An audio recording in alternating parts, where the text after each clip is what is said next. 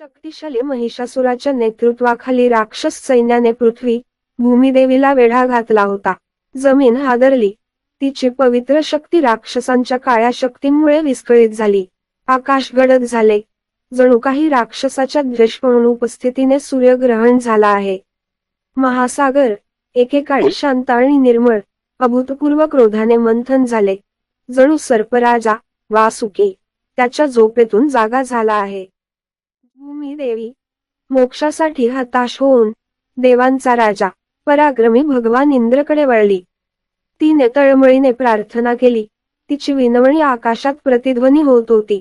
भूमिदेवीच्या दुःखाने प्रभावित झालेल्या भगवान इंद्राने आपल्या देवतांच्या सैन्याला एकत्र येण्यासाठी आणि युद्धाच्या तयारीसाठी बोलावले. देवांचे रथ पृथ्वीवर उतरल्याने आकाश गडद झाले.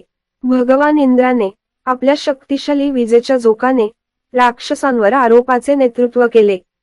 देवांचे सैन्य त्यांच्या दैवी शस्त्रांसह शक्तीच्या नेत्रदीपक प्रदर्शनात राक्षसांशी भिडले. राक्षसी सैन्य भयंकर असले तरी देवांच्या सामर्थ्याशी जुळणारे नव्हते.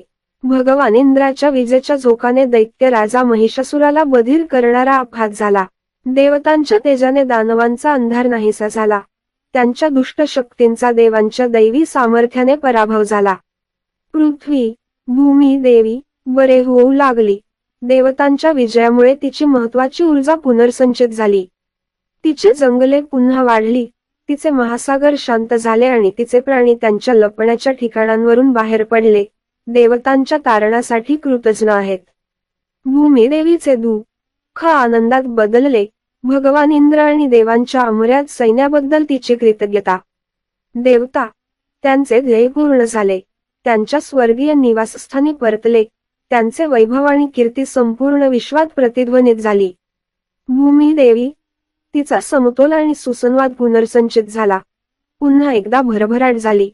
तिचे सौंदर्य आणि चैतन्य हे देवतांच्या अटळ संरक्षणाचा दाखला आहे. अंधाराच्या शक्तींविरुद्ध देवांच्या अटळ संरक्षणामुळे पृथ्वी पुन्हा एकदा शांती आणि समृद्धीचे अभयारण्य बनली. त्या दिवसापासून पृथ्वी भूमी देवी भगवान इंद्र आणि देवांच्या सैन्याच्या संरक्षणाखाली होती.